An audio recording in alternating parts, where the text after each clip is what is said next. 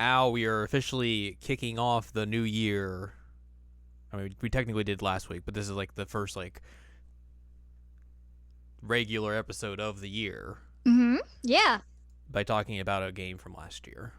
Whoops. Because that's just usually how our January's work. It's just like, oh man, we got to play catch up with a bunch of stuff that we were playing and didn't get to talk about in December. Yeah. Well, and this one took me a hot minute to like actually get through. So Hot minute.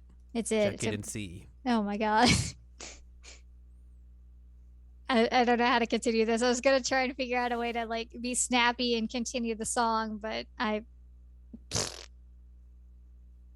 got nothing. That's what I'm here for. Mm-hmm. Killing it. Anyways, hello, welcome to this week's episode of the Seasonal Anime Checkup OVA. It's a podcast where we have conversations about video games, anime, and manga. Hello, I'm Jared, joined as always by Doc, Al, and Lady. Hello. This is episode number 263. And hot off the heels of our Game of the Year award, it's time to talk about a game that did not show up at either of our lists. Yay! Although we did make reference to it at least once. I think, yeah, we made a joke about it. Because you know I would do that. Mm-hmm.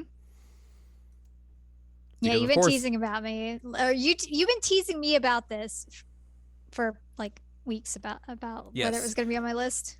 Al's Game of the Year we're going to talk about. No. We already talked about Psychonauts. Oh, you're right. Al's true Game of the Year. You have to, collect the right items, do the right dialogue choices to get the true ending. Oh, and that is the no. true Game of the Year for Al. No. No. No. This game But was yes. painful at times for me to get through. We are talking about, I'm actually going to try and get the name right this time. Okay. Cupid Parasite. Cupid Parasite. Not Cupid Paradise, which is what I thought it was all the time, because that just sounds like a better name, even though I understand why they chose the name they did. Yep. Cupid Paradise is just a better name all around. It Just flows off the tongue better. Yeah, well, and it also makes you think more about romance than Cupid Parasite, but Yeah, we're just like, what is this a horror game? is this about income inequality? I mean, Yes, yes. exactly. No, it's actually about mythology. I couldn't tell you what this game's about, because I feel like every time you showed me this game, it was just weird stuff was happening, and like you were also being like, I don't know about this game. And like to clarify, this is a different level of confusion than Atome usually has. Yeah. Because usually it's like stupid and silly and hilarious, and I love it. But this one just goes completely off the rails at times. I'm like, I don't. Okay, sure. Mm-hmm. So tell me what you know about Cupid Parasite. Transfor cars. Transfor cars, yes. There are datables. There are datables, yes. I know that much. You didn't really like a lot of the dudes, I don't think. I did not like. I liked one of the dudes. I feel like the big thing I know about this game is the fact that they had to patch the game post-launch Yeah. because some of the dialogue stuff are one of the later routes. Two of the later routes ish, and then the main one that's super messed up is actually the first one that you should do, Mm-hmm. which is the Ryuki route. So did you get to play any of like the patch stuff? Nope. Or okay, I didn't remember if you'd played it at all post patching on it or anything like that. I guess we should also mention that like the publishers of this game were very outright and on the forefront of being like, hey, we are going to fix this stuff. We understand this is an issue. We're going to give you timetables for when we're going to be fixing this stuff. We'll keep you updated and everything. And as of now, that game is patched and I think is good to go if you want to play it. Like, I don't think there's like really any issues or anything that they need to fix still. No, I checked. I checked with like the Atome crew. I say that as if I know them. I don't know them, but Idea Factory has in fact patched everything, so it should theoretically make sense now. which is good. Like if you like, there That's was how you the handle this, honestly. yeah, was there a controversy this year or last year with one of the games that came out, and it was just like a mess, and they had to like literally there was fans putting together spreadsheets of errors wrong with the game, and then they had to send it to the developer like, hey, this is bad, fix this, and they're like, oh, I guess we should fix this. It was Color Cross Malice Unlimited, right? That sounds right. But like, this is how you handle it. You're like, yo, we know there's an issue. Yeah. Here's our timeline for fixing it. Even when there was like a minor delay with it, they're like, hey, just so you guys know, there was a delay on this. We're gonna need another week. Because sometimes you have to throw these games out here to meet your release dates, to meet quotas and all that sort of stuff. So yep. For them to immediately come out and be like, hey, look, we're going to fix this. Do not worry, we will fix this. Here's our timetable. It's going to take a little bit, but we are going to make sure this is fixed and this is in a better playable state for you, to enjoy. Mm-hmm. The way the game is meant to be enjoyed and all that sort of stuff. Good on them. Good on them. That's a really good thing. Good job, Idea Factory International. You did a good thing here. That you realized there was an issue. You addressed the fans directly and said like, hey, we know that this is an issue. We're gonna fix it. Mm-hmm. And they did. And I mean, they fixed it in a pretty timely manner. It took like a month-ish. Yeah, I think it was like December when the patch dropped, because like you said, it did get delayed a little bit, but yeah, so that would be them having to retranslate one route almost entirely, retranslate some of Ro's route, and then some of the final route. So it's basically one whole route and then parts of two other routes that they had to go in and retranslate entirely. Mm-hmm. Plus having to fix text spillover in some of the boxes in 4 routes. So like, that's not a small amount of work that they had to do. Right. To get it out in a month, that's pretty impressive. Yeah. And to have all the issues fixed. Which I would assume they probably had been working on that prior to the game even coming out, considering how timely they were. Like, hey, we're going to fix this and do all this sort of stuff. So yeah, I think the announcement even came out before the game did. Yeah.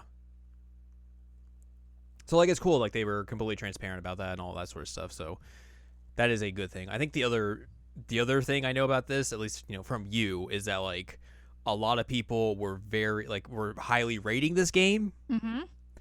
And so you knew about that going into it, but then like coming out of it, you're just like, eh? Yeah. I mean, let me pull this up here and see if this was still up here or not. Oh? What these? What these?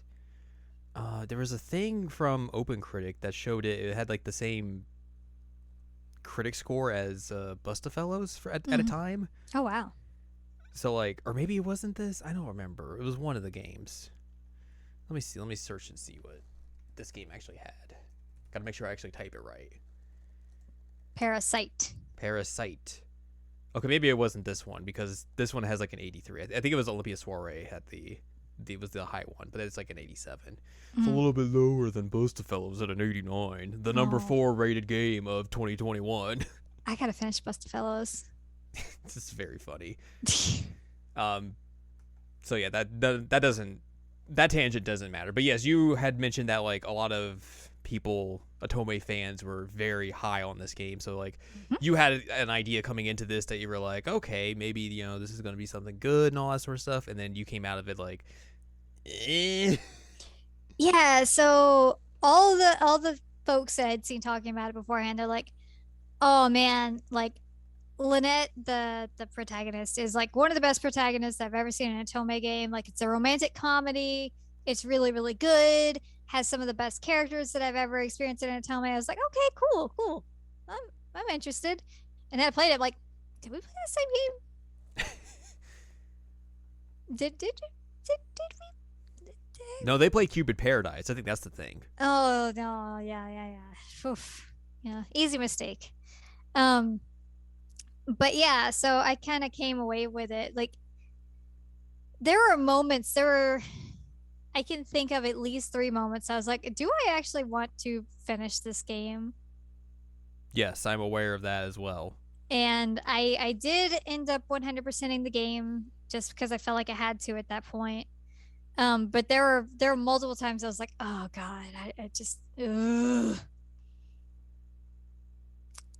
Yep.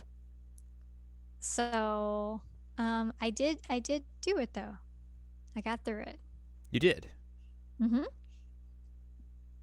Um, okay, so I'm gonna give you the gist. Like, here's the quick and dirty synopsis of Cupid Parasite. You ready? Mm-hmm. Okay, so you're playing as Lynette. I think her name is Mirror. Lynette Mirror. That sounds right. Um, She's the girl in the mirror. yes, Lynette Mirror. She is your protagonist. And she works at Cupid Corporation. She's a bridal advisor, so she's supposed to matchmake people so that they get married. Her secret is that she's literally Cupid. She was up in Celestia firing off her arrows as Cupid, and got into an argument with her dad, who is Mars, and decided that she wanted to prove to her dad that humans could they could find love and be in love without Cupid's intervention, like magical intervention. Um, so yeah, she works at this Cupid corporation. She matchmakes. She's also very good at it, which I think kind of crosses the lines of like, Cupid is still kind of helping, but she's not using magic. Mm-hmm. Um, so she is like one of the top advisors at Cupid Corporation. You all right? That was my chair. Oh God, did it break? No. It's just sometimes I lean back and it makes a pop. Okay. It's fine. So she's one of the top advisors, and so her boss calls her in and says, "All right, I've got one, two, three, four, five guys. Five guys. The restaurant. Five guys that we cannot figure out a way to get these guys married. Like every single advisor has quit. None of the women we've set them up with work out. Like some of them actually want to quit our corporation because these dudes are so terrible. We have deemed them the parasites. Um, so her job is to find someone to fall in love with these parasites. And if she can do that, then she can get a promotion. She'll be the top bridal advisor. She's like, heck yeah, then I can go show that to dad and he'll know that I'm right. Woo! Woo! So we have Ryuki F. Kaisan. I don't know how to say his name. He is the glamour parasite.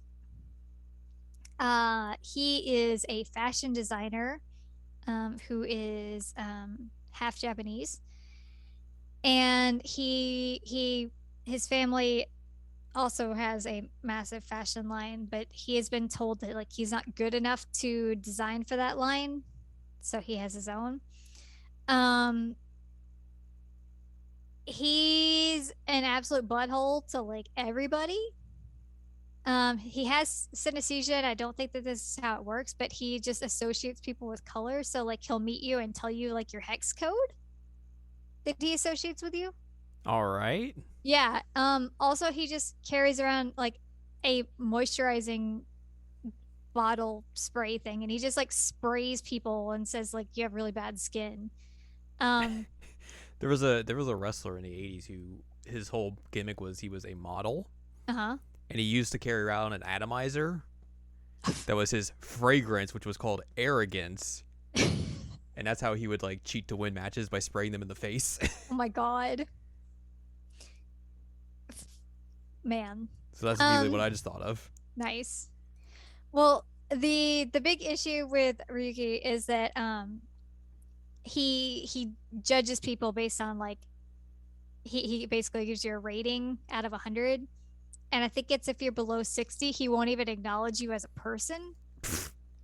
Oh, the American grading scale. Yeah, basically. Like he will not acknowledge you. He won't even see that you're there if you're below a 60. So like he'll be set up on dates with people and he just won't even acknowledge that they're there.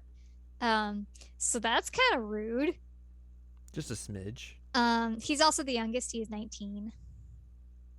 Um but yeah, he's an interesting one. Then we have Shelby Snail, who is What a the name. yeah, he's the prestige parasite. Um, He's just constantly prestiging in Call of Duty, so that's why he just needs this help to get out of the house to stop playing Call of Duty all the time. oh my god. So Shelby is the president and the founder of Cupid Corporation. So he's your boss. And he aims to be, as he says, SS rank in every facet. He wants to be good at like academics. He wants to be good at his job. He wants to be good at like sports. He has like a speedo that even says SS on it. He's not even aiming for triple S, so I think he's just a Scrub. scrub. Super scrub. So the problem is that he has a reputation for being a devoted husband. Um, but obviously he is single. So he's trying to find somebody who can like quietly fill that role so that he can actually be a devoted husband, but have a wife who still supports him in being like SS rank. It's a little weird that like that's your reputation, but like that's not even remotely true. Like, it's not how do you get that true. reputation when it's just like that's not?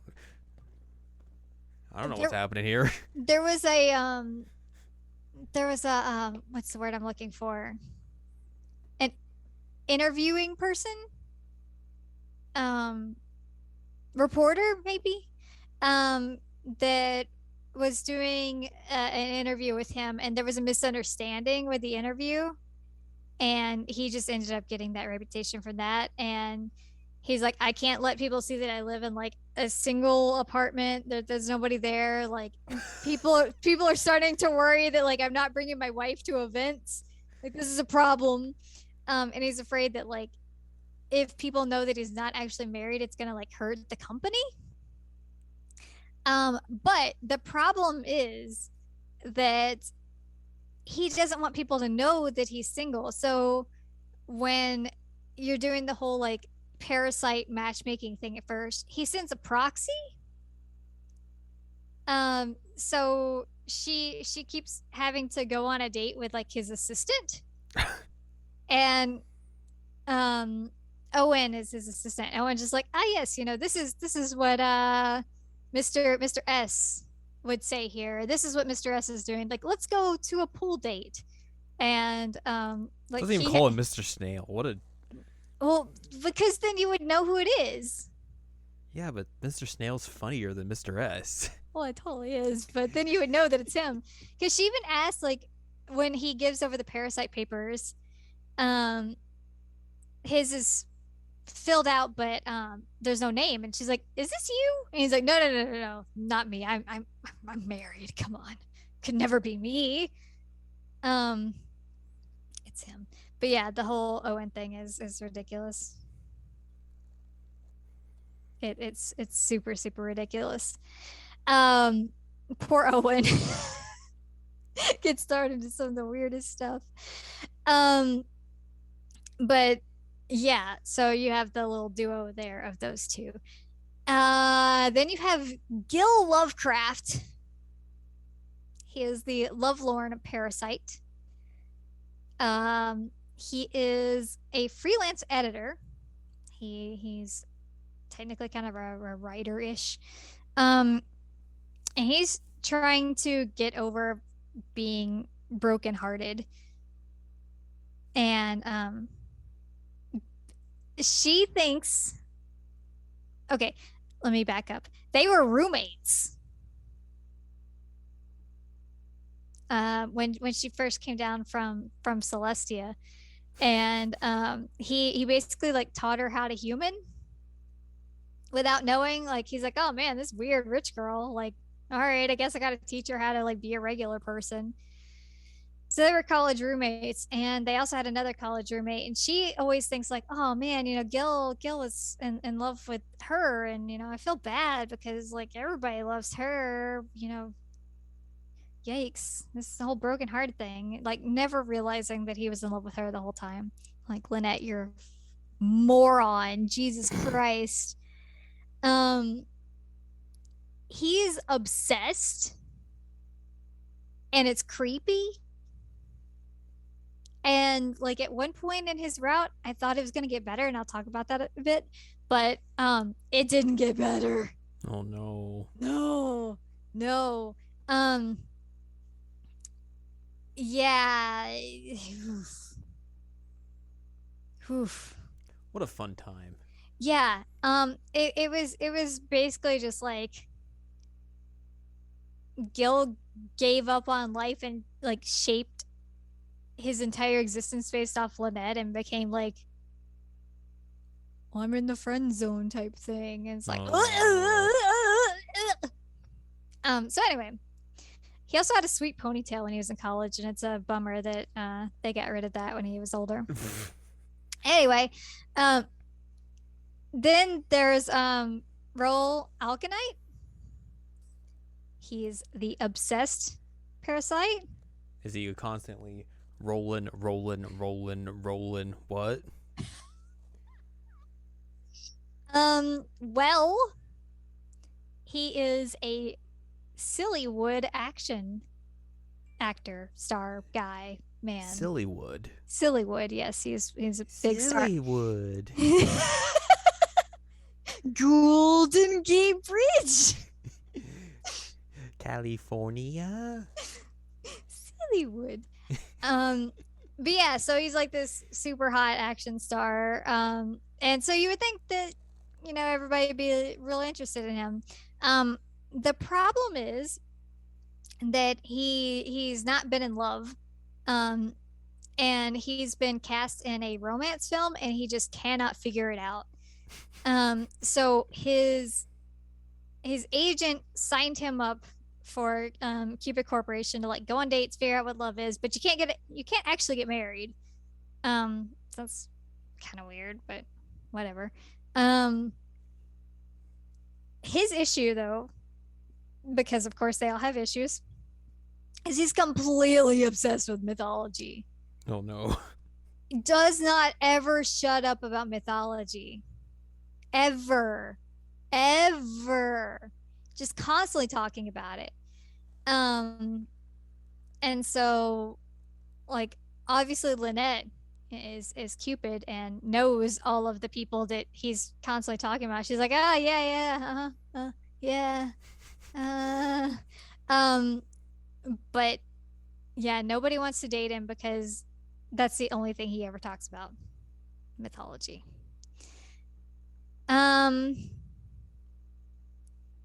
His route has some interesting moments for sure. Then we have Alan Melville. He's the thieving parasite. You are introduced to him. He is a high-end pillow salesman. Pillow. He sells high-end pillows. And he is only interested in dating women who are already in love. That's it. So that's why he's thieving parasite. And she's like, well, that's not gonna work because you're messing up all these relationships, and also like, how are we gonna get you married if you're always just wanting to find somebody else who's in love with somebody else? Then his is one of the last ones you have to play because his is one, it doesn't unlock until close to the end, but like Jesus Christ, it goes places. Oh boy. And then we have the secret route. He's the sensitive parasite. And I think I'll talk about him later. But yes, we have the sensitive parasite. He's not an official parasite, but he is the final route. So, does it all make sense so far? No. Oh no. Oh no. The routes that had issues in terms of translations were Ryuki's, some of Raul's, some of Alan's, and then a lot of the sensitive parasite route. Like some of theirs were messed up too. So, um, the recommended order that they gave was to do Ryuki, Shelby, Gil, Raul, Alan, then the last route. I didn't do it that way because I was A trying to figure out menace. like well, I was also trying to figure out like how do I not go through Ryuki's before the translation patch hit, but did it anyway. So I did Shelby, Gil, Raul, Alan, Ryuki, then the secret. So I kind of did it in a weird order. A little I bit did it. out of the norm. I did it mostly in order. Yeah.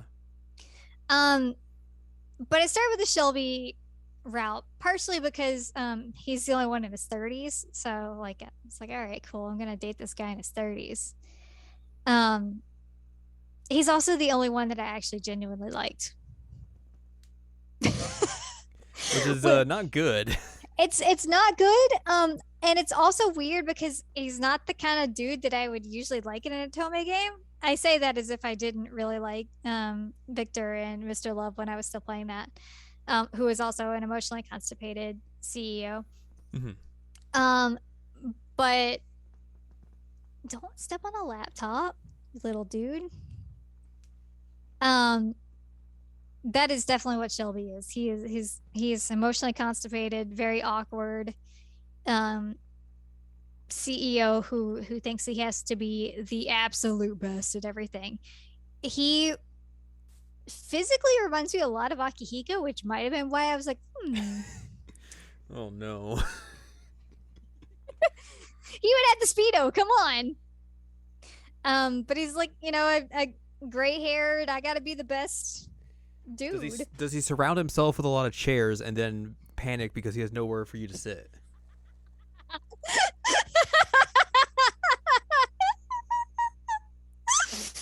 Oh man. Our boy had like 5 places to sit. He's like, there's nowhere to sit. No, Shelby does not have that problem. Actually, you know what? Before we go to Shelby's route, there is a common route. And basically what happens at the common route is that they decide that the best way to get the parasites to like have people get interested in them is to have like a reality show with them. And so the goal was initially to put all the parasite guys in a house. Lynette's going to be there to watch over them. They're also going to bring in some gals from the Cupid Corporation. They're going to try and match them up. The problem is that the gals came in and Alan ran them all off. So ends up being just the dudes and Lynette and her trying to do like different events to try and figure out like how do I get you guys married. So again, you have Owen filling in for Shelby, and Shelby's there and he's like, oh no, I'm just here as the CEO and I'm don't pay attention to me. I'm not here as a parasite. Nope. Nope.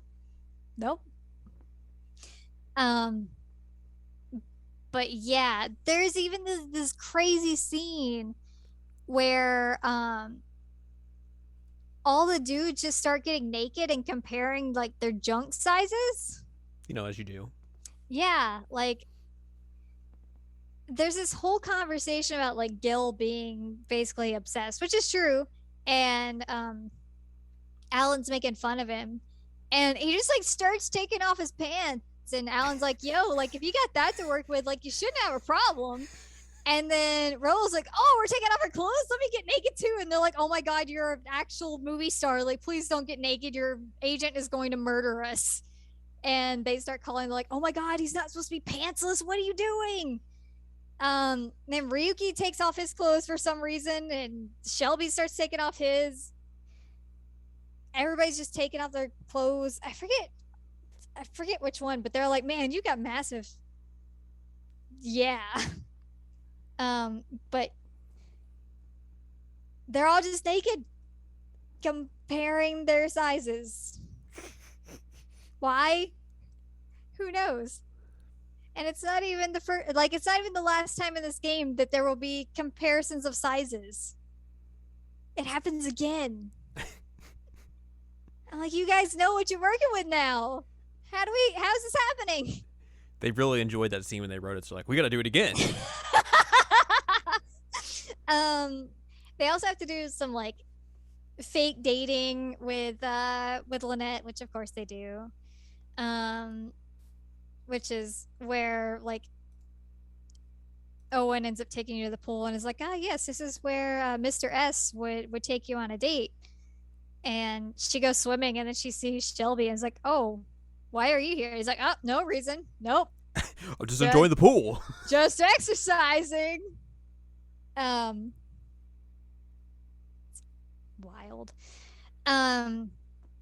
So you have this like crazy route.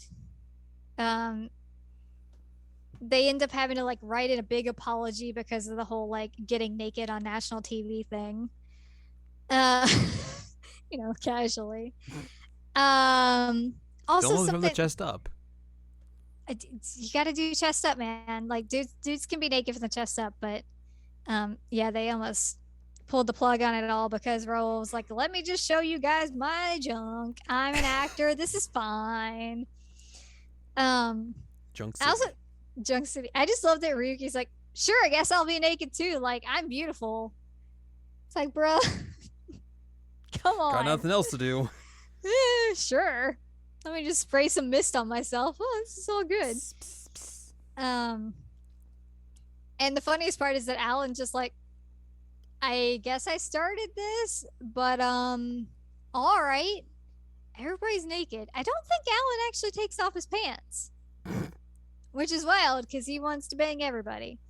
Well, allegedly he wants to bang everybody. Allegedly. So anyway, you have all these events happening and the normal like whatever you say to somebody and the common route leads to your final route that you go down. Mm-hmm. All that applies, but also there is a love type test that you have to take, and to get like the best ending with them you have to pass the love type test and have the same love type as them, which is interesting. I should have taken that like as me instead of like as Lynette. Anyway. Failed. Oh well. I have to put it back in my system to do that. That's a pain in the butt. So yeah. Now then. Depending on how your routes go, everybody else withdraws their application from Cupid Corporation, then you go down the route of the guy who did not withdraw. So anyway, now we're at Shelby. He was fantastic. He's definitely a working dude, so that part's a little concerning. I'm a working man. He works so much. But yeah, there was a whole lot of like supporting each other in our career type things. I was like, that's kind of cool.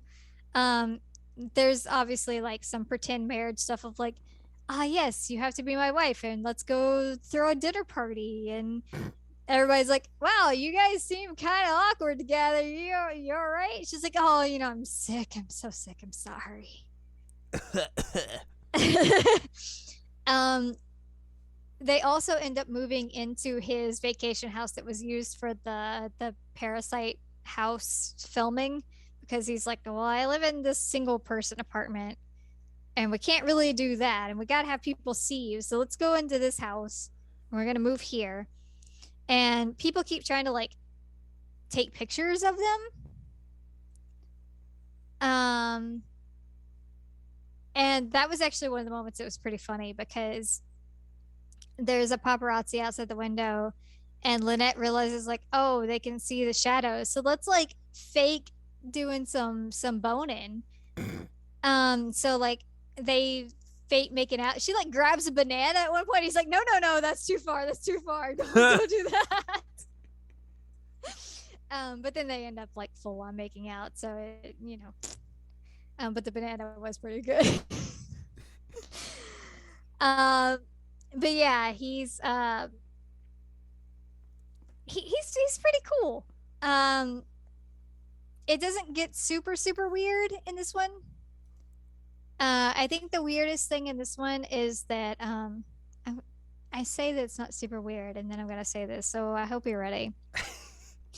um, her dad Mars ends up creating a rival company that is trying to one be the ones that exposes the fact that Shelby Snail is not married.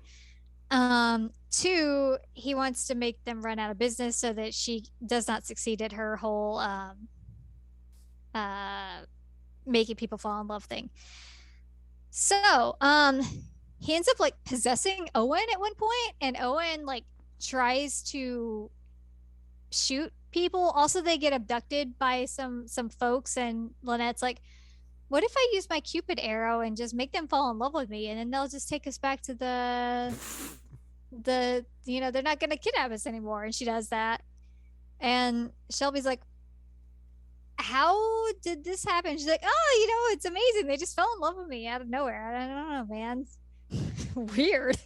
Yeah, you're right, this didn't get weird at all or anything. So Owen and Mars are caught in their schemes, and at one point in a revenge moment when Mars is being a butt, Lynette uses her Cupid arrow on him and also the Roomba. All right. So Mars falls in love with the Roomba for a month. So he's just constantly hanging out at the Cupid Corporation, like following around the Roomba trying to woo it. And Lynette's like, sorry mom, like I feel bad that dad's kind of cheating on you with a Roomba, but like had to get him off my back for a bit. Again, I say that this is one of the more normal routes. So saying something. Yeah, it's saying something. And then you end up getting married and living in his single person apartment and nakedly eating pasta, which sounds pretty cool actually. But then he doesn't fake it anymore, which there is this whole like he does reveal, oh hey, I'm not actually married type thing. So that, yeah.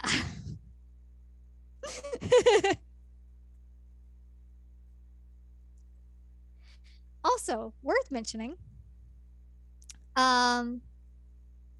voice actor is Ken, who is the same voice actor for Limbo in Bustafellows. There is also some voice acting in this that is steamy. Risque. Yeah, it is steamy. I sent it to you. I was like, this sounds like I'm watching a porn. It really does. And it was mostly Ken. I blame him. It was mostly you. But yeah, his route was fun. I liked him. He wasn't completely terrible, and he also like got better. His entire like hang up on being the best is that he had like a trauma in middle school that like he was the best at everything and everybody loved him, and then some new kid moved into town and like ended up basically ruining that for him. And so he just kind of became obsessed with like being the best at everything because of that.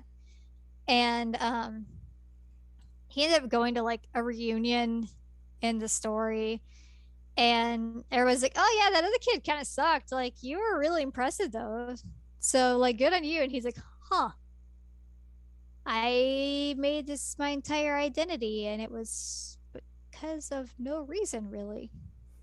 Huh. Yay. Yay. Okay, anyway, that's the gist of Shelby Snail. Who should I go to next? Should I go more normal or should I go less normal? I mean, is there anything? Is there like? I don't know if there is a more normal for this. Is there? No, there is. Ryuki's is completely normal. All right. There's only one thing that's even remotely weird about it, but his is completely normal. So let's go Ryuki. He's a fashion designer, as I mentioned. His older sister says that he's not gonna be good enough for the fashion company until he falls in love.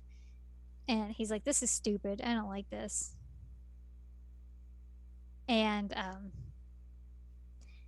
he is 19. So he's, you know, baby. He's a bab. He's a bab. Um, so there's really not anything mythology related here. There's only one moment. Um, he ends up like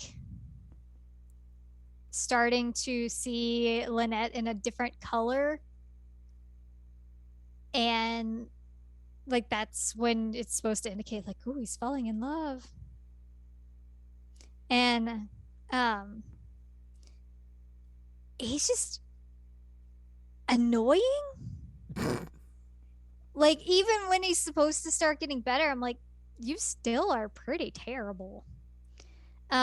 You guys do like a yoga date at one point, Oh and boy. yeah. And he's like, well, I gotta have you do all these moves so I could see how the clothes sit. And everybody's looking at him in the yoga class, like, what are Mm-hmm. you doing?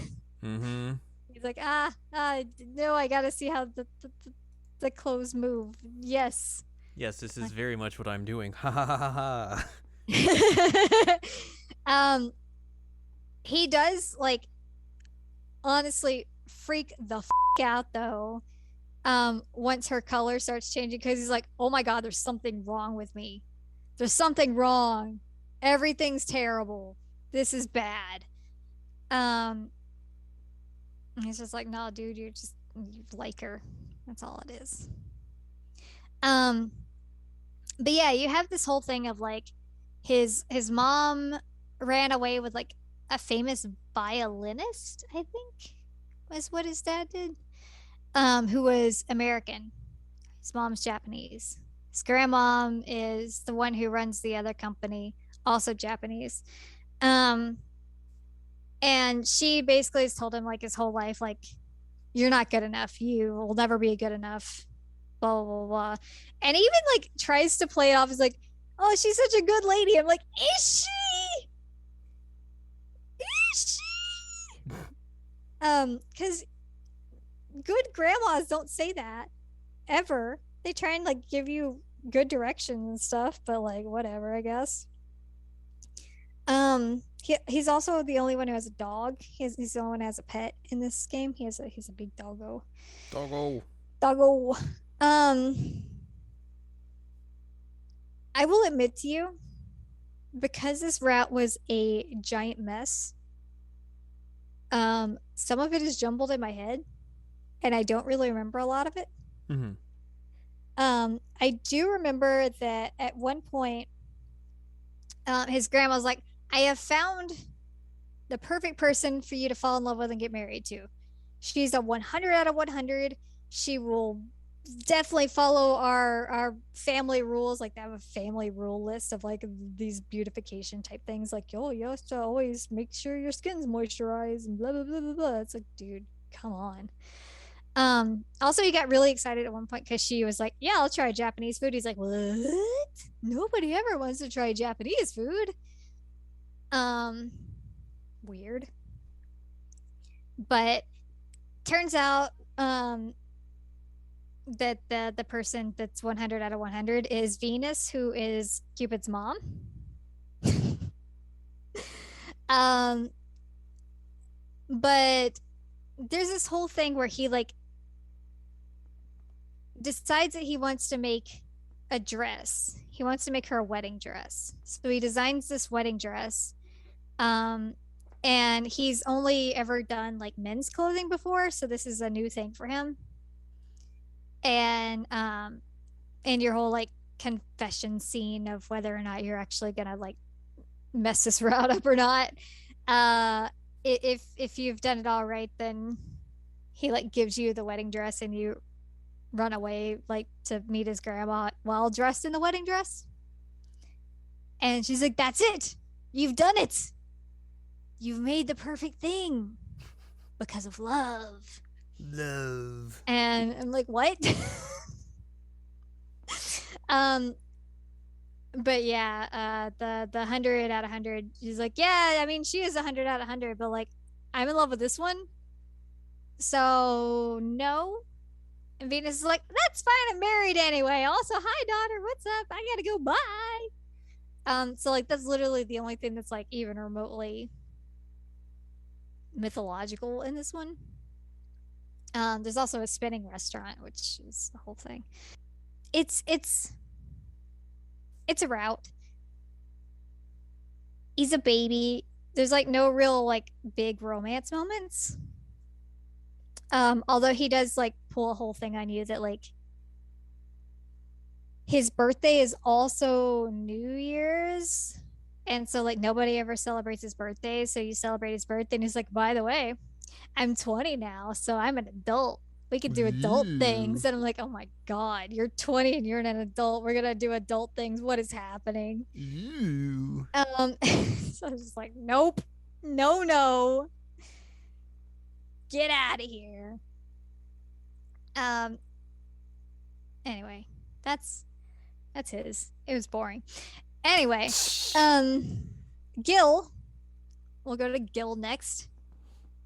He is such a mess. He's obsessed with Lynette. Like, oh my God, he's obsessed. It's just so annoying. Because there's, I mean, like, they're able to pull off some moments of it of like, he's able to like break out of it a little bit and like they're cute moments. And then he just pulls something like, "Bruh, you didn't learn anything." Like, they got to the very edge of me liking him and then They were like, but like nah. nah, like I said, he like taught her how to human. So like at one point there's like a flashback scene. He's like, "Oh, I'm gonna go take a shower." She's like, "Oh, huh, shower, interesting. I want to go come with him." So she just gets in the shower with him. He's like, "What? Nope, you can't do that. I'll teach you how, but no, not together." So he ends up overhearing a conversation with her and the other roommate, who I'm blanking on her name. And they had done like a voice changer thing, which is so bizarre, but they basically like use an app to switch their voices. And their roommate was talking about like how she wants somebody to be like devoted to her and all. And he's like, "Oh, well, I can do that." So he just legit changes his entire life. Like, he becomes this freelance editor because he's like, "Well, if I do that, then I can just devote all of my time to her because I won't have to be in a very specific job. I won't have to be in an office. Like, I can just be there for her whenever. I can make food for her." It's like, "Oh, bro." Red flag. Big red flag. That's like a million red flags. So they end up going to like a movie theater date, and they go see Transform Cars.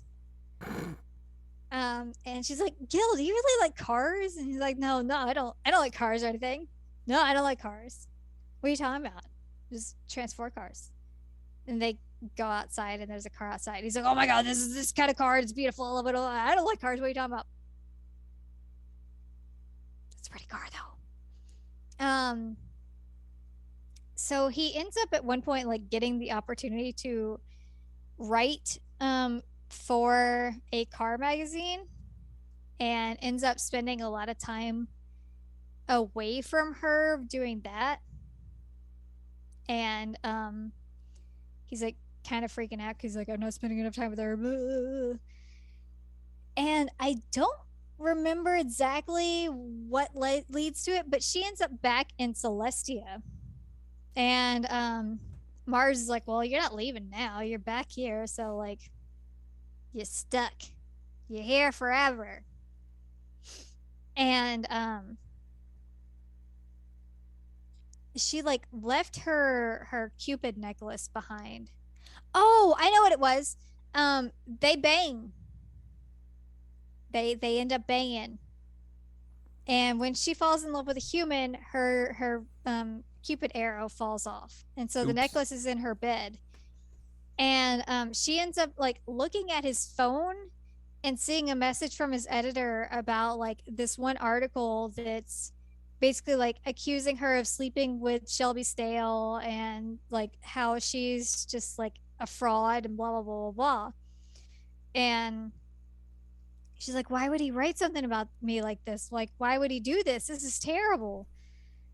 Obviously it's a misunderstanding because people don't talk to each other. Wow, Um, shocked. what? Who could have seen that coming? Who could have seen it coming? So she leaves, she goes to Celestia, he's left with a necklace, and he decides like, okay, well, I gotta figure out how to get back to her. Um, ends up like talking with Alan at one point, and we learn like, oh hey, Gil is actually like the heir to a giant car company. And loves cars and loves to build cars and is obsessed. And his older brother was supposed to take over the company, but ended up falling in love with this other girl. And they ended up running away together and like starting a burger joint. So That's a bit of a pivot. it's a bit of a pivot, but the car company's like in a turmoil because like, well, we don't have a successor to Lovecraft Dad.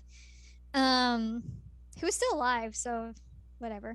But Gil's like, I'm not doing it right now. I got things to do. I gotta do things. I'm gonna build this car. I'm gonna use this arrow and I gotta find a way to get back to her.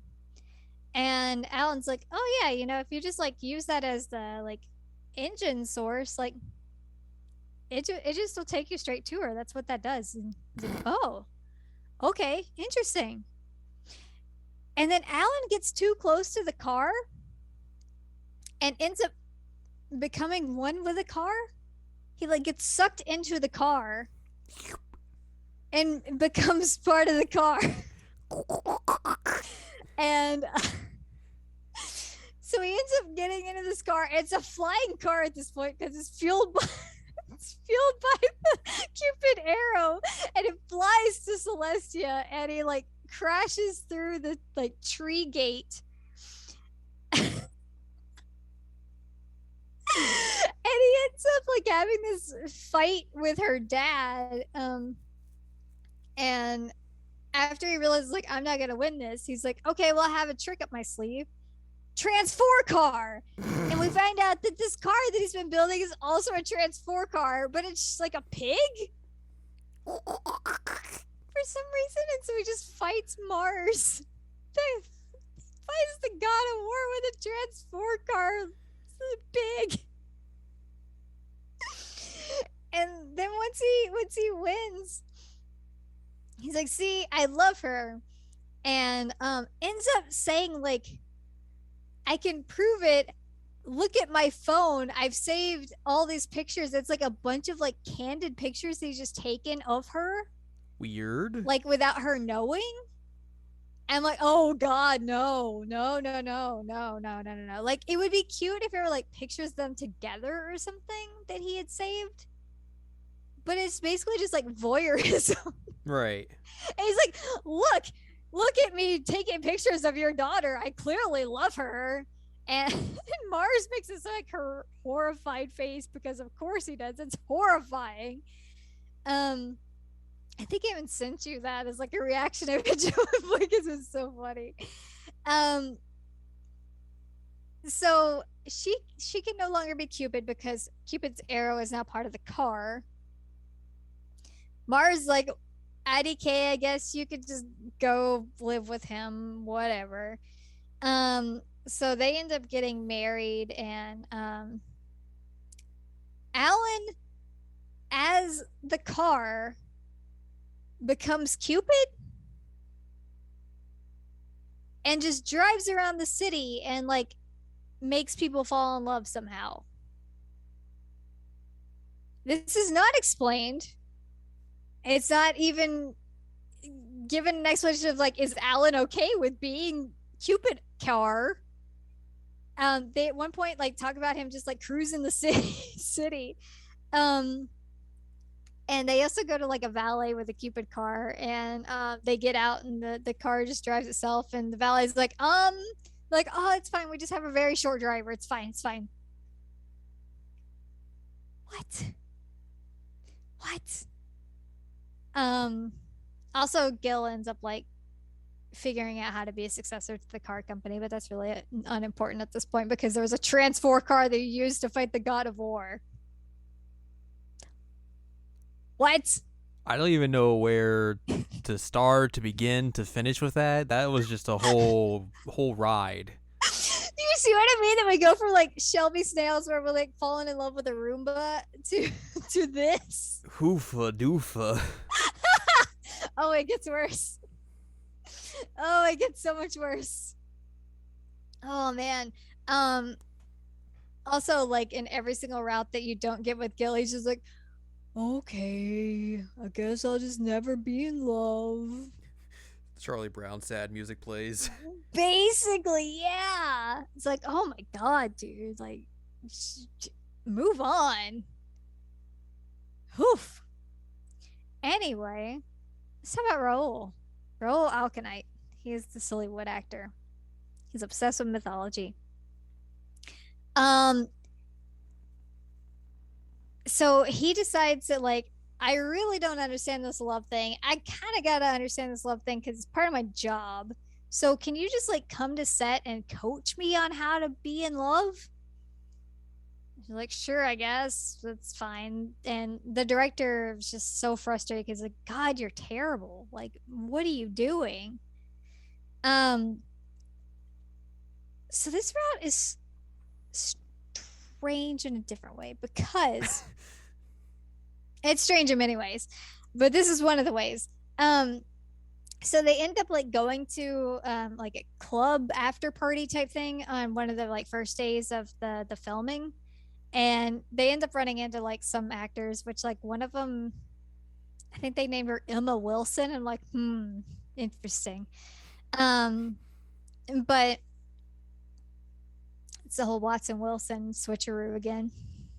It's everywhere. Everywhere, everywhere. And she just like comes up to Rolls like, oh hey, I got a new mattress. You want a bone? And he's like, nah, not tonight. I'm sorry. And Lynette's like, what is this? And he's like, yeah, you just have sex with people. It's fun.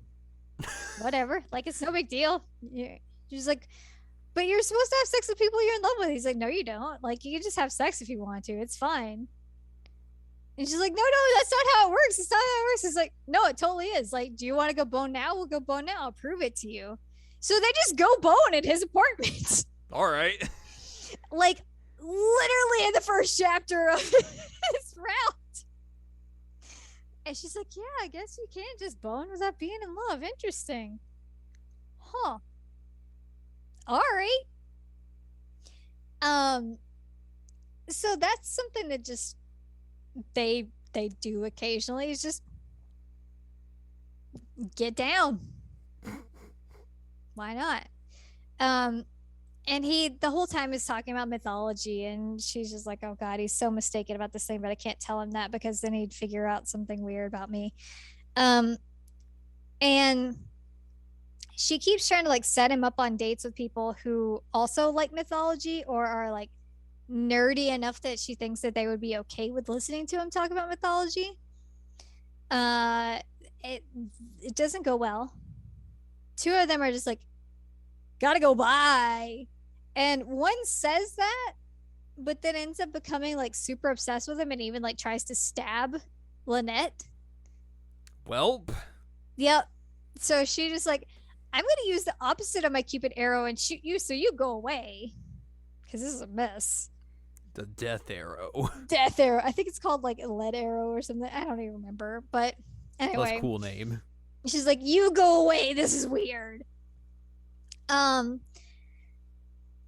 Ro also has this like obsession with Neptune, and it's like Neptune is a lady. I know that Neptune is a lady. Neptune saved my life because the devil is in oysters. Oysters tried to kill me once, and Neptune saved me. Yep. All right. Yep. Turns out it was actually Gil who saved him because Gil was at this festival for some reason. And was like, this kid needs a doctor, he's dying. But he apparently saw Neptune in quotations there. And he explains to Lynette at one point, like, yeah, I had a sculpture built of her in like from my memory, and it takes it to her. She's like, oh, that's Minerva. And he's like, what do you mean that's Minerva? That's not Minerva. That's Neptune. He's like, no, that's Minerva. Huh. Okay. Anyway, so they go to a few like mythology club discussion type things, and and there ends up being like this whole conversation of like, hey, there's an archaeological dig that's happening. We should go to that. So they go, and Roll dresses up full on like Indiana Jones. You know, as you do. As you do. It turns out like both of his parents were archaeologists. So like he's traveled a lot and like kind of knows somewhat what he's doing, but he's an actor, so he doesn't really know what he's doing. Anyway, shows up as Indiana Jones. They go on this archaeological dig, and Lynette finds this like button. She presses it. They fall through. Oh God, we're in this like big temple underground thing. Also, it's kind of like a theme park because there's all kinds of weird things. There's also a car down here. And Roll basically was like, this is fine. I can figure this out. This must be like Pluto's temple. And he ends up like naked fighting like a demon at one point. Just straight up gets naked and fights this thing because he says that's the only way to do it. It's true. Is it? Is it? Yeah, exactly. You end up finding out that this was all set up by Minerva, and she has discovered she did like try and protect him per se, because she's discovered that he is the reincarnation of Alexander the Great. All right.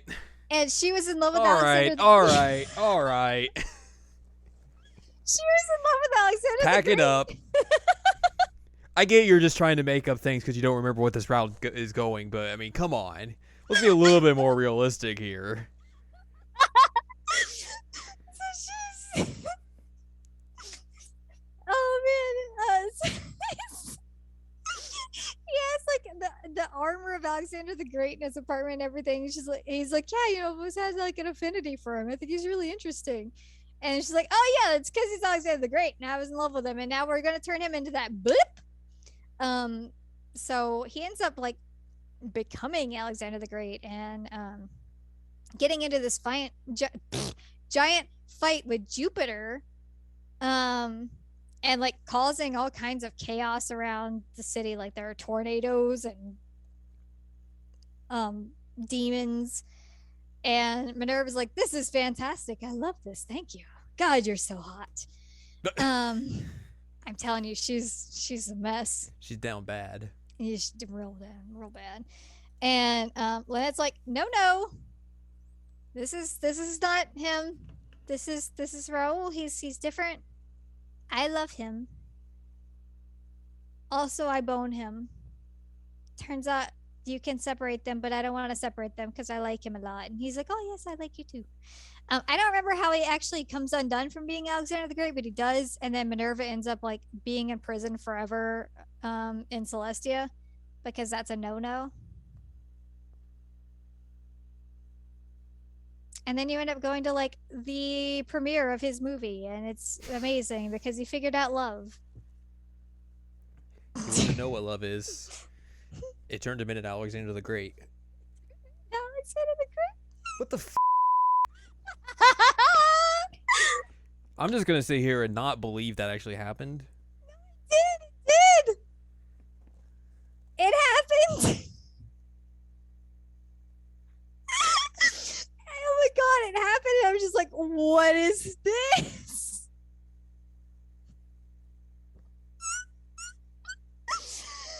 Oh man. So yeah, Raoul is actually Alexander the Great. But he's not because Lynette's in love with him, so yep. Anyway, moving on. Oh boy. Alan. Alan's the pillow guy. Not that pillow guy. I don't know. It sounds like he's the pillow guy. No, not that pillow guy. He's the pillow guy who's like, I want to bone all these ladies. Um, but yeah, he has some weird moments. Like he mentions a few times like, oh right, humans need to eat, and he says something like, bubble tea is sour. Boo boo boo boo boo boo tea. Boo boo boo Bubble boo bubble tea. tea. No one's gonna get that. He ordered some Vienna coffee and then was upset because it didn't taste like Vienna sausages. That's pretty good. It's pretty good. um, his route is wild. And honestly, it feels like the canonical route, even though I think that the secret route's technically a canonical route. So he's always been trying to find people who are already in love. He's really interested in them. He also works at this pillow store. Lynette's trying to figure out, like, dude, what is your major malfunction? Like, what is going on here? And they go on a few dates, and he says some weird things like, "Oh, humans have to eat." Oh, right, he's an incubus. All right. So he has been feeding on the dreams of women who are in love. But then the women who are in love are like, well, it was better in the dream, so I don't want to be in love with this guy anymore because like the dream was amazing. Lynette's like, you can't do that. That's bad. No, no. And you find out that he's been like trying to become a greater demon this whole time. He's like gone to the underworld and has this like crazy book. And it's unclear why all this is happening at first, as it tends to be. And you end up just like, oh right, she accidentally like pricks herself with her arrow and like falls in love with him for 30 days. Or hits him with the arrow. I don't remember which one it is. Shenanigans happen. Arrow shenanigans happen, and she falls in love with him for 30 days, and he's like, this isn't gonna last. Like, I don't know what you're doing. But they end up, boning. And he's like, well, this is pretty cool. I'm going to eat your dream because you're in love with me. And also you're Cupid. This is delicious. I love it. So that is a thing. Oh, my ear just messed up. Anyway, he also has a huge animosity towards Jupiter. Like really bad animosity towards the planet Jupiter. It's too big. Too big. Brain cell go. Yay. Yay. But yeah, he's like, I'm an incubus. Turns out your college roommate who was not Gil is a succubus who kind of like coached me. She's kind of my mom. Okay.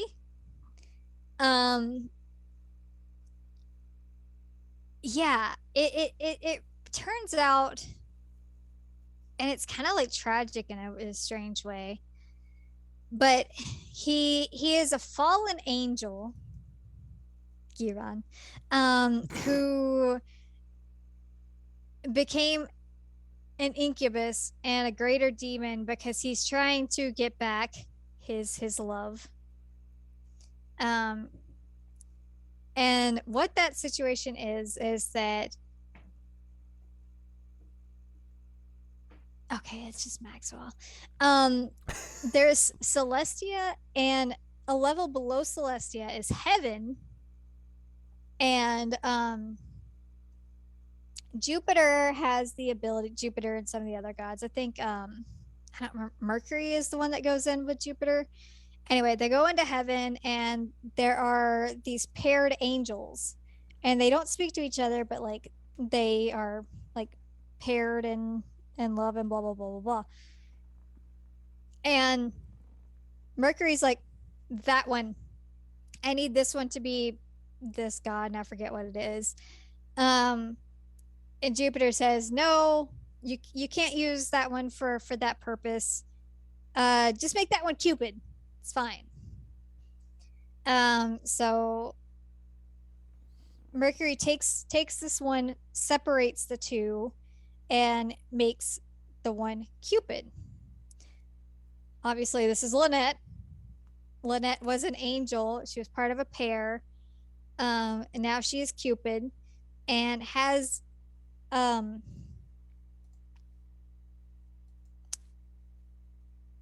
basically an expiration date. That she can only be Cupid for so long, and then she just disappears. And so Alan, after his pair was taken away from him, became a fallen angel, became an incubus, and is trying to figure out, like, how do I stop this from happening? How do I stop her from dying, basically? Put And her in the fridge.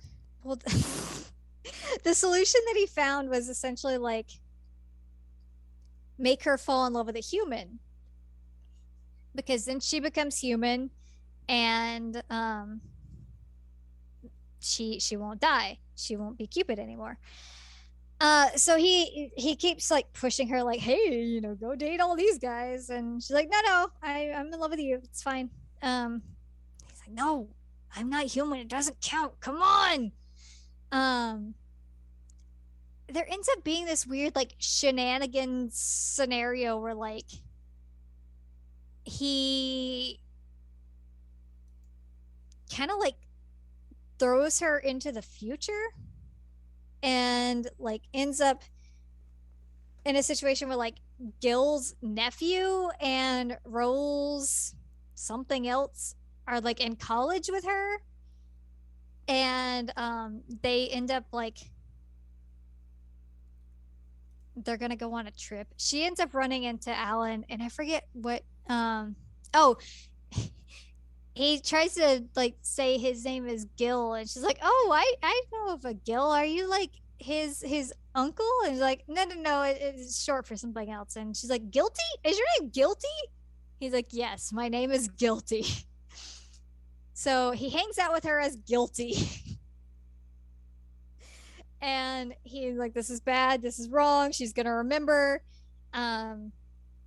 He's trying to make her like fall in love with one of the like nephews. It's weird.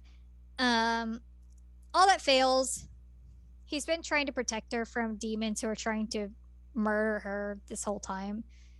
And at one point it just like super goes bad, and I think it's like in Rome or something. They like go to a mythology trip to Rome. She gets like dragged to the underworld. He's like, well, this isn't gonna work. Jupiter saves her. It's a weird route. It's very sad because this whole time he's like, don't fall in love with me.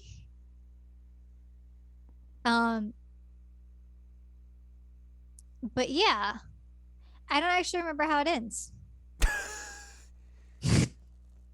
Alrighty. I know there's one route where they end up becoming an incubus and a succubus together. That's not the good route though. It's not the good ending. I think Well, in the good route, they go to an Incubus concert, and then they're just like, all right, cool, whatever. Let's Oh just my this is god. our life now. Well, I remember that like they in the good route or in like the good ending, they end up like owning the pillow store and like running it together. And but I don't remember what they do to her to make her not die. Give her a pillow. Probably give her a pillow. Anyway, she falls in love with him. They end up becoming a pair again, but not angels. They're not angels Just pillow anymore. people. Just pillow people. But the whole thing is just like really sad. But I legitimately don't remember how they get to the point where she doesn't die. Maybe Jupiter's just like, okay, never mind. But Yeah, whatever. but I don't remember. It hasn't even been that long since I played it. But yeah. How does it end? Anyway, like I said, they live happily ever after. They run the pillow store. Um, The that's end. that's all I remember. I'm terrible at this. I'm sorry. No, you're fine. Um, I was trying to see if I could like find somebody saying like this is how it ends, but I Eh. can't. I can't spell parasite. Paradise. No, that's not it. Um. Anyway, so when you finish all those routes, Secret you route. you start a new game, and you it just straight up asks you like, do you want to do the secret route? No. Sure, do the secret route. Not really feeling the secret route. Maybe later. Nah, I'm all right. Um, but yeah, the secret route, there is a character that has showed up in a few of the different routes, especially the common route. He was like the cameraman, but he's really, really terrible at his job. And is kind of a dummy. Um, I'm still trying to see if I can figure out why that happened. But anyway, Alan, I don't remember what happened with him. I give up. It's fine. So the cameraman is kind of dumb and kind of weird and doesn't understand technology, but he's also scared of everything. So that's why he gets the sensitive parasite and becomes like an unofficial parasite. And his name is Peter. I'm trying to remember what his last name is. Dong. No. No. Shaft. No. Peter Flage? Flage? Flaccid. Flage.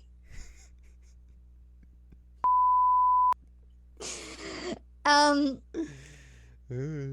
Peter Flash. It is very, very obvious as soon as you see him who he is. If you've paid attention at all on the other routes, it was like, I know who you are. And he's like, no, no, no. Nope, that's not me. Nope. Nope. But yeah, he's just kind of like hanging around and ends up being like an intern at the company and is absolutely terrible at his job. And Lynette's constantly have to be like, oh god, I have to fix this. Also in this route, instead of like having been roommates with Gil and everything, she just goes like straight down and becomes like an intern here. So it's a little bit different. Everything's fine. I just know how to be a human. Sure. Oh, it's the Juno thing. she ends up taking on the power of Juno. Anyway, that happens a little bit here too. So, Lynette's also had this little like Sparky boy with her this whole time. He's like this little critter that is like a divine beast that she calls Chi. And Chi is a little cute monster thing that she uses as a personal massager, but not like that, like on her back. Let me clarify. So Chi has always been around her, and Chi is also Peter. So that makes things weird when you're realizing in the other route, it's like, oh god, he's been around for a lot of things. But yes, Peter is Jupiter. He's just trying to figure out, how do I come up with like a person name that's not Jupiter? He's like, Jupiter, Jupiter, Peter's my name. So that explains why he's dumb, because he legit has no idea how any of this works. And you end up getting this whole story about like how he's been like watching out for her and he's been worried about her.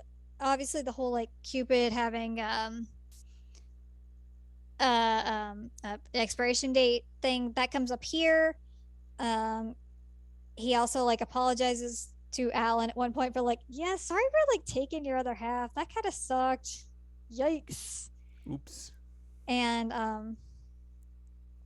he ends up teaming up with Alan because Alan at first wants to freaking murder him, which is understandable. But Jupiter's like, yo, like there's a bigger force out to get her. I need your help. Can we have a truce? And he's like, all right, cool. We'll figure it out. So there's this whole like underlying, like there's something bigger going on here the whole time. And they keep bringing up like how stories are different with mythology. And like Peter says multiple times, like, I'm really bad with women. And Lynette's like, no, you're not. Like all the mythology stories talk about how you like bone everybody. Like, what are you talking about? And he's like, no, I'm really bad with women. That's my brother. Which is confusing. Yeah, the thing about this route that's wild is that they decided that Zeus and Jupiter are actually twin brothers. They're two different people. What? Yeah. So Zeus is the one who's been up to all the shenanigans, like turning into a goose and boning the lady. And Jupiter is his twin brother who's been like trying to clean up the messes, but then like looks so much like him that he keeps getting like punched out by ladies and stuff.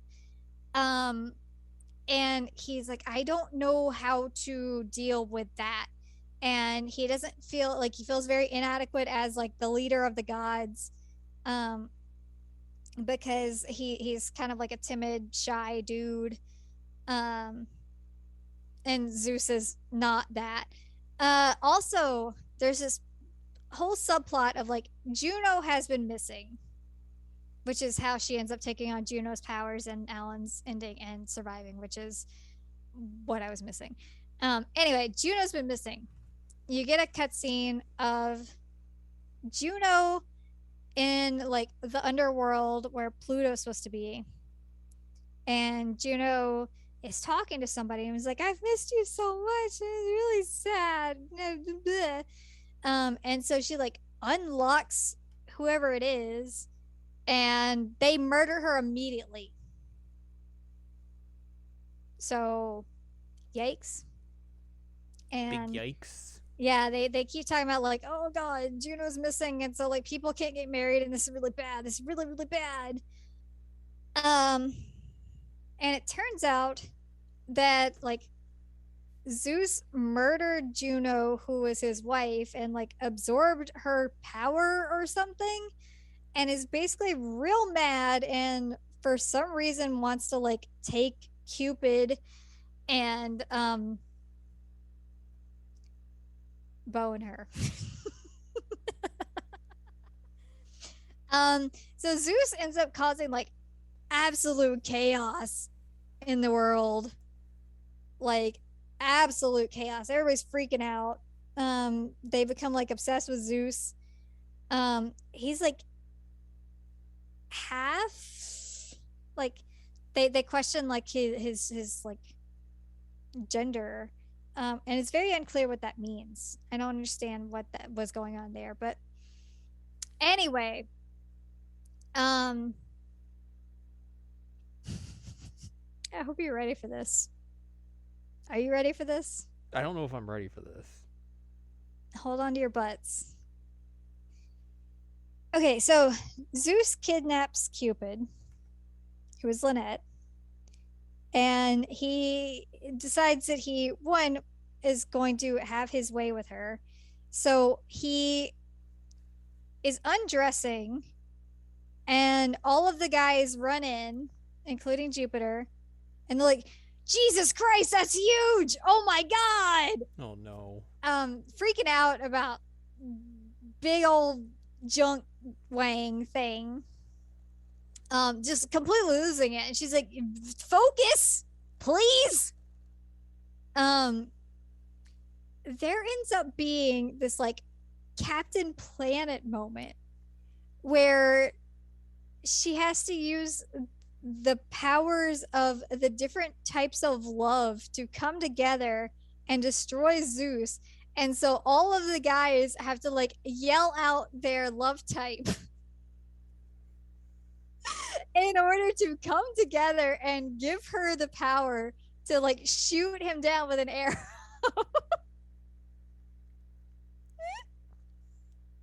It's so ridiculous. So we go from like, oh my God, this dude has a massive dingle hopper, to like, let's just throw our hands in the air and say that we have like, I don't know, arrows, or I don't remember all the love types at this point. I'm dumb. Al, I think this has gone off the rails. You don't think this has been off the rails the whole time? No, this is the point where it's gone off the rails. This went off the rails back in like Gil's route. Like falling in love with a Roomba, that was fine. It was pretty tame. Then we got to the Transfor cars and fighting Mars with the Transfor car and like Cupid Transfor car. That's where we started getting off the rails. Then we have Alexander the Great just reincarnating out of role. What? You think this is the part where it went off the rails? Yeah, exactly. Oh my goodness.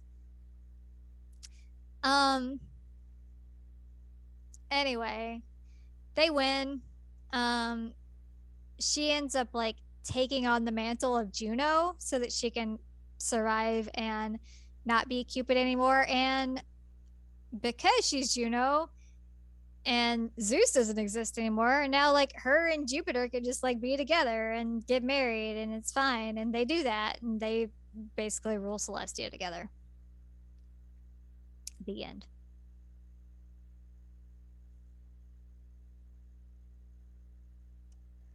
Well, then.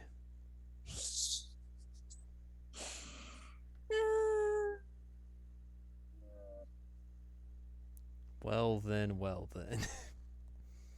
So that happened. That sure is a game. Sure is a game. And then, yep. Yep. Yep. Yep. All right. Well, now that we've got all that sorted, you want to put it on your ranking list? Let's rank this. Let's rank this madness. Cupid Paradise. No, Parasite. 22 games are on the list. This will be number 23. The Michael Also, Jordan of video games. Oh snap! I just want to ask you, like, what do you get out of all that? What is your reaction? That they tried to be weird for the sake of being weird. I think that part of the problem here is that I had just gotten off of Olympia soiree that had also had mythology, like Japanese mythology, And it was done but did better there. it was done so much better, and it didn't feel like a complete and utter hokey scenario. This just tries to be like it cranks the wackiness meter up all the way, Yeah, and like you can make that work in some places, but like to go like full bore in the way I think they do here, just like is overkill. it's a bit much. Mm-hmm. It's a bit much. Um, so now do you understand why I'm like, eh? Yeah. Okay, good. I think if like you were newer to the genre, you might think this is better because it's just how wacky it is and how just off the wall it is. Mm-hmm. But I think if you're more experienced, I don't see how you like look at this and go like, yes, this is a hallmark of the genre. Yeah, it's you can have goofy moments. Like Code Realize has some really goofy moments in it, Yeah. but like this just ain't it. Although like I sent it to you, the music in this game is ridiculous. Ridiculous. I forgot the honk sound effect. I forgot all about I take the it back. This honking game's sound good. because the menu honks at you. For no reason. No reason. Transport car. Oh man, yeah. Every time you do anything in the menu, it's a car honking. But the music is bizarre and so strange, and some of the weirdest thing I've ever heard in a time. Anyway, this game's weird. Yes. Let's rank it. Number 23. All right, number 23. Let's put it there. That's not what I meant. 23rd game on the list is what you mean. No, it's going to be the 23rd game on the list. It is not number 23. Yes. Okay, so Al, is this better than the KFC game?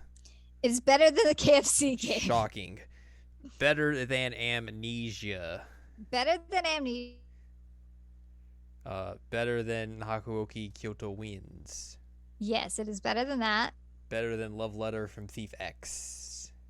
It's better than that. Better than Mr. Love. It's better than that. Better than Joe Starstruck. It's better than that. Better than Psychedelica of the Ashen Hawk. I would say it's better than that. Better than Hatoful Boyfriend Holiday Star. I'd say it's better than that. Better than Cafe Enchanté. I don't think it's better than that. Alrighty. Number 15. That's pretty low. Wow. No. I didn't even spell it right. But it's still not. There you go. Cupid Parasite. There you go. There you go. Cupid Parasite. Parentheses Paradise. You know, so we can keep the joke in perpetuity. Exactly. Yeah, I mean, I wanted to like it, but the fact that I kept wanting to drop it constantly and just how hokey it got, it was like, okay. Not a good sign. All right. Yeah, no. So that's where it's going to live. That is where it is going to live on the list. For right now, anyway. Top 15 Otome game of all time. Yep. Ranked by me. Oh, man. But yeah, that's gonna do it for this episode. It's gonna do it. That's sure is a thing we did. Sure is the thing we did. So, if you'd like more from us, head on over to seasonalanimecheckup.com or sac.cool where you can find past episodes of this podcast or other podcasts like Jared and Al Watch. You can also find columns and reviews on the site as well. If you'd like more from Ann Ladium, go to annladium.com. She's got columns and reviews. You can follow us on Twitter and TikTok at Anime Checkup. You can buy our books, One Shiny Moment, A Critical Analysis of Love, Life, Sunshine, and Hot Tubs and Pac-Man on Amazon.com. And you can support us on Patreon, patreon.com/SACOVA. Buy us a slice of pizza, get access to unedited versions of the podcast early and a wealth of bonus content as well. Next week, we'll probably do a little bit more of catching up on stuff maybe, or something else. I don't know. We'll figure it out. I think so.